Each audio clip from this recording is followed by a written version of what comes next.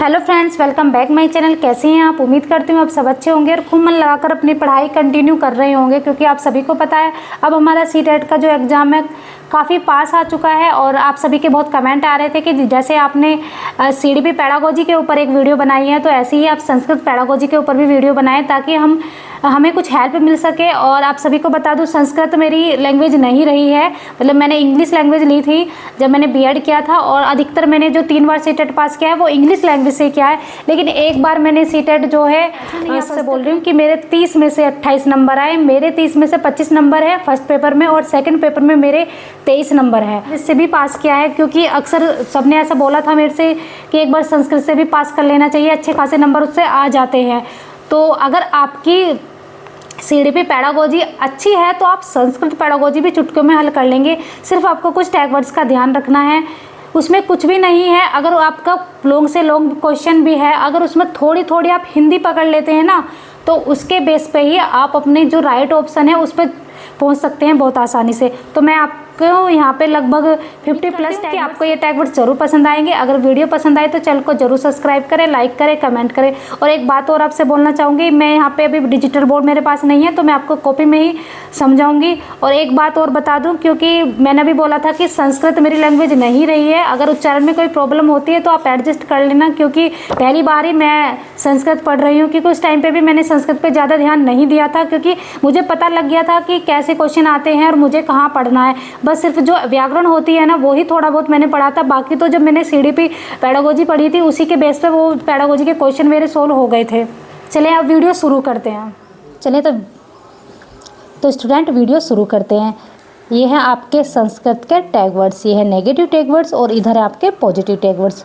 तो सबसे पहला जो हमारा टैग वर्ड्स है वो है नियमन स्मरण, मतलब हम बच्चे को कभी भी नियम स्मरण नहीं करवाएंगे। देखो, अगर आपको हिंदी आती है तो आप संस्कृत बहुत आसानी से पकड़ लेंगे, और सभी को पता है भाई हिंदी तो आपको आती होगी। जैसे नियम, आपको पता है नियमाना का मतलब नियम, स्मरणम मतलब स्मरण, यादश्य करोति, यानी कि चीज़ हम बच्चे को ज़्यादा याद नहीं करवाएंगे। कठोर अनुशासन विधि, कठोर अनुशासन विधि हम बिल्कुल भी नहीं अपनाएंगे। आप सभी को पता है बच्चे को तो हम दंड नहीं दे सकते। और ये मैंने दोबारा लिख दिया है, उत्तीर्णताय अनुत्तीर्णतास्य निर्धारणम, मतलब ऐसा नहीं है कि हम बच्चे को उत्तीर्ण और अनुत्तीर्ण करने के लिए ही पढ़ा रहे हैं। प्रोत्साहन न प्रयच्छति, ऐसा भी नहीं है कि हम जहाँ पे न हो और प्रोत्साहन हो तो ये नेगेटिव टैग वर्ड है। वैसे प्रोत्साहन क्या है, हमारा पॉजिटिव टैग वर्ड है, लेकिन अगर इसके साथ न जुड़ा हुआ है तो ये कैसा हो गया अब नेगेटिव। तो आपको इसका ध्यान रखना है। और पथ भ्रष्टान, हम बच्चे को कभी भी पथ से भ्रष्ट नहीं करेंगे। शिक्षक से विश्राम भवती, अब टीचर स्कूल में आके क्या आराम करेगा? नहीं ना, टीचर को क्या करना है, उसे तो पढ़ाना है। तो ये भी हमारे क्या है, नेगेटिव टैग वर्ड है। केवल, मात्र, ही, ये सब भी, ये भी क्या है, हमारे नेगेटिव टैग वर्ड्स है। और लेखनास्य प्रक्रिया लक्षणम सुंदराक्षर प्रयोग, अब हम बच्चे को अगर लिखना सिखा रहे हैं इसलिए सिखा रहे हैं ताकि वो सुंदर सुंदर हस्ताक्षर कर पाए? बिल्कुल नहीं। तो ये भी क्या है, हमारा नेगेटिव टैग वर्ड है। शुद्ध धवनतंत्या व्याकरणे च, अब हम बच्चे को विद्वान तो बनाएंगे नहीं, ऐसा तो है नहीं कि बच्चे को बिल्कुल शुद्ध व्याकरण मतलब लिखना सिखाएंगे। शुद्ध ध्रुवंत्रिया व्याकरणे च, तो ऐसा भी नहीं है कि हम बच्चे को व्याकरण सिखाएंगे, मतलब व्याकरण में बच्चे को विद्वान तो हम बनाएंगे नहीं। कंठस्थीकरणम रटनाभ्यास करणम, अब हम बच्चे को कोई भी चीज़ कंठस्थ बिल्कुल भी नहीं कराएंगे और ना ही हम बच्चे को रटाएंगे। आप सभी को पता है कि भाई रटने पर तो हम बिल्कुल जोर नहीं दे सकते। और अलंकारिक भाषा प्रयोगात्मक, अब ऐसा तो है नहीं कि हम बच्चे को जो है अगर भाषा सिखाएंगे वो भी अलंकारिक भाषा सिखाएंगे। बच्चे क्या है, अगर बच्चा भाषा सीख रहा है तो हमें उसकी गलतियों को इग्नोर करना है, ना कि जब बच्चा भाषा बोल रहा है उसे हमें बार बार टोकना है कि आप गलत बोल रहे हो। तो पाठ्य पुस्तकम अध्यापक केंद्रित, ये भी क्या है, अगर पाठ्य पुस्तकम और उसके बाद अध्यापक केंद्रित लिखा हुआ आएगा तो ये भी हमारा नेगेटिव टैग वर्ड है, क्योंकि पाठ्य पुस्तक बाल केंद्रित होनी चाहिए। सीमित या निष्क्रिय, ये भी हमारे नेगेटिव टैग वर्ड्स हैं। और लेगिंग असमानता, जहाँ पे भी मतलब लेगिंग असमानता की बात आती है, ये भी हमारा नेगेटिव टैग वर्ड्स है।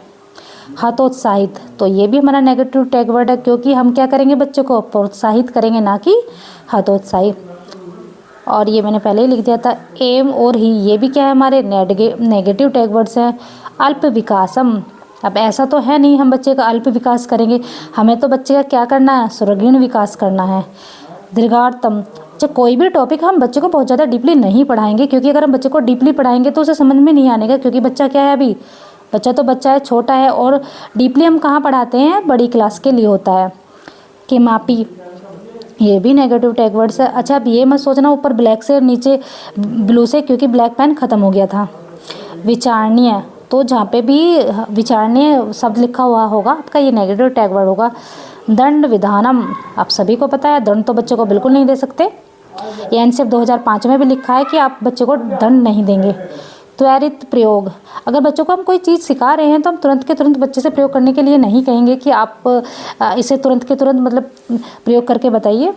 व्याकरणम, हम बच्चे को बहुत ज़्यादा लेक्चर नहीं देंगे, क्योंकि बच्चा अभी छोटा है और लेक्चर बड़ी क्लासों के लिए उपयुक्त होता है।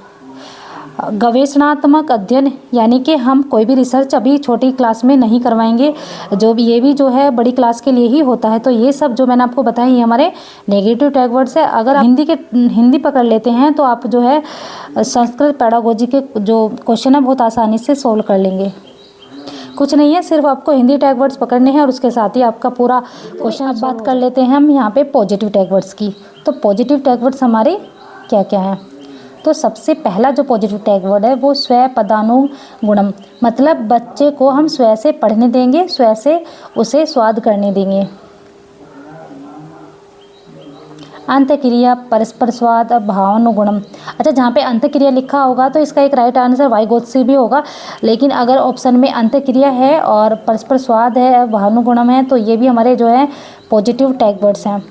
स्वयमेव अभिव्यक्ति का कुरिया, मतलब बच्चे को स्व अभिव्यक्ति करने के मौके देंगे, आप बच्चे को स्व अभिव्यक्त करने दीजिए। ज्ञानार्जनम, प्रश्न, समस्या, समाधान, प्रयास, तो आप अगर बच्चा कोई समस्या का समाधान कर रहा है तो आप उसे बीच में नहीं टोकेंगे, उसे आप थोड़ा प्रोत्साहित कीजिए, और वो बच्चा कोशिश कर रहा है तो उसे करने दीजिए जब तक वो उस समस्या को सॉल्व नहीं कर देता। ऐसा नहीं करेंगे कि आप उसे बैठा देंगे और किसी अदर बच्चे को उठा देंगे कि आप नहीं कर पा रहे हैं और किसी दूसरे से आप क्वेश्चन पूछना शुरू कर देंगे। उसे थोड़ा टाइम दीजिए जब तक वो कर रहा है। विभिन्न संदर्भेषु, अगर आप बच्चे को कोई टॉपिक पढ़ा रहे हैं तो आप उसे विभिन्न संदर्भ से पढ़ाएंगे, कोशिश करेंगे कि बच्चे को इंटरेस्ट आए पढ़ने में, और बच्चा अगर इंटरेस्ट लेगा तो वो चीज़ उसे अच्छे से समझ में आ जाएगी। प्रेरितव्य, तो आप बच्चे को ज़्यादा से ज़्यादा मतलब भाषा यूज करने के लिए या फिर जो भी आप टॉपिक समझा रहे हैं उसे पढ़ने के लिए प्रेरित करेंगे। ज्ञानस्य विद्यालय बहिर्जीवने से, जो भी आप टॉपिक पढ़ा रहे हैं उसे बुक के साथ साथ बाहरी जीवन से जोड़कर पढ़ाएंगे तो बच्चे को अच्छे से समझ में आ जाएगा। संबंधास्थान, छात्रान सृजनात्मक विकास्य, आपको बच्चे का सृजनात्मक विकास करना है, तो जहाँ भी ये सृजनात्मक लिखा हुआ आएगा ऑप्शन में वही आपका राइट आंसर होगा। और एक बात आपको ज़रूर याद रखनी है, अगर आप पॉजिटिव यहाँ पे टैग वर्ड्स की बात करें तो आपका जो क्वेश्चन होगा उसमें भी मतलब पॉजिटिव बात पूछी जाएगी। अगर आपका नेगेटिव टैग वर्ड्स पूछा जाएगा तो वहाँ पे आपका क्वेश्चन में नेगेटिव ही बातें पूछी जाएंगी। अवसर प्रदानम, ज़्यादा से ज़्यादा हम अवसर प्रदान करेंगे, ये तो आपको पता है एनसीएफ 2005 के अकॉर्डिंग भी ये हमारा राइट आंसर है। भाषा प्रचार्य वातावरण, मतलब ऐसा वातावरण तैयार करेंगे जहाँ पे बच्चा ज़्यादा से ज़्यादा भाषा यूज कर सके, उसे ज़्यादा से ज़्यादा मौके मिल सके भाषा यूज करने के। मातृभाषा शिक्षणस्य बहुभाषिता, अच्छा जब छोटे बच्चे होते हैं तो उन्हें हमें मातृभाषा में ही पढ़ाना चाहिए, क्योंकि छोटे बच्चे रहेंगे उनको वो शुरू में स्टार्टिंग में सिर्फ मातृभाषा ही जानते हैं। अगर उन्हें मातृभाषा में पढ़ाएंगे तो ज़्यादा चीज़ें वो अच्छे से समझ पाएंगे। बहुभाषिता, और आप सभी को पता है बहुभाषिता भी एक हमारा पॉजिटिव टैग वर्ड है। अर्थ विबोधनम, अच्छा जो भी हम बच्चे को पढ़ा रहे हैं तो उसे हम अर्थ समझाते हुए पढ़ाएंगे। ऐसा नहीं है कि हमने पूरा चैप्टर पढ़ा दिया और बच्चे को कुछ समझ ही नहीं आया कि आपने पढ़ाया क्या है। बोधनास्थानोन्मुखीकरणम, तो अगर जो भी आप बच्चे को पढ़ा रहे हैं तो ऐसा नहीं है आप बच्चे को सिर्फ उत्तीर्ण करने के लिए पढ़ा रहे हैं। प्रोत्साहनम, आप सभी को पता है प्रोत्साहन तो बहुत ही ज़्यादा पॉजिटिव टैग वर्ड से अक्सर ये पूछा जाता है।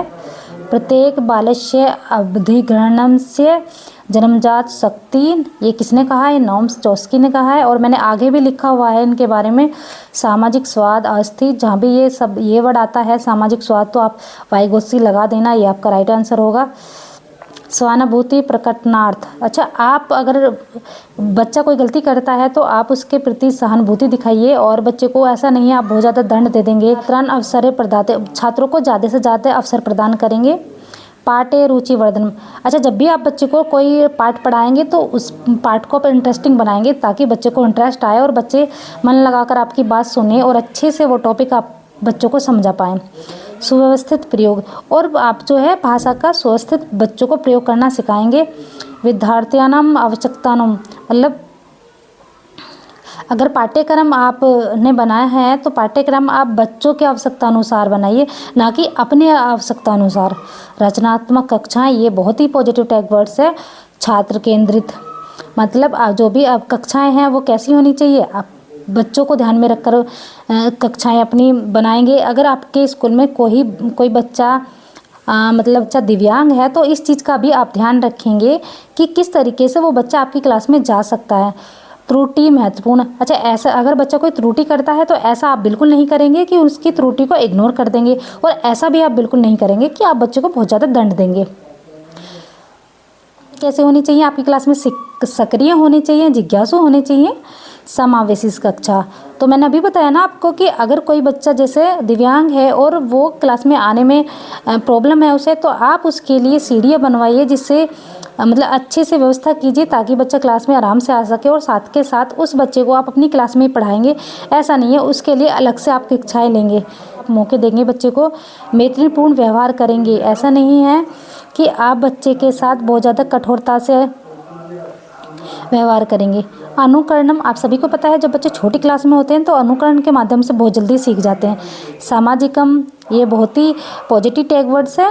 सम्यक, सचिनम, उपयुक्तम, ये भी हमारा पॉजिटिव टैग। मैं यहाँ पे आपको 2-3 चीज़ें ऐसी बताऊँगी कि जैसे मान लिया प्याजे से कोई क्वेश्चन आता है तो उसमें आपको आत्म केंद्रित लिखा हुआ मिलेगा, वार्ता मिलेगा, खोज मिलेगा, सक्रिय लिखा हुआ होगा, अन्वेषण में लिखा होगा, ज्ञान निर्माण या वैज्ञानिक। अगर ये टैग वर्ड्स आपको अपने क्वेश्चन में मिलते हैं तो उसका राइट आंसर आप प्याजे आंख बंद करके लगा दीजिए, यही राइट आंसर होगा। वाइगोत्स्की की बात कर लेते हैं। व्यक्तिक वार्ता, समाज, परस्पर अंतक्रिया, सामाजिक योगदान, सामाजिक कार्य, जहाँ पर ये बात की जा रही हो तो वहाँ पर आपका जो राइट ऑप्शन है वो वाइगोत्स्की होगा। तो आई होप कि आपको ये वीडियो ज़रूर पसंद आई होगी। वीडियो पसंद आए तो चैनल को ज़रूर सब्सक्राइब करें, वीडियो को लाइक करें, कमेंट करें, शेयर करें।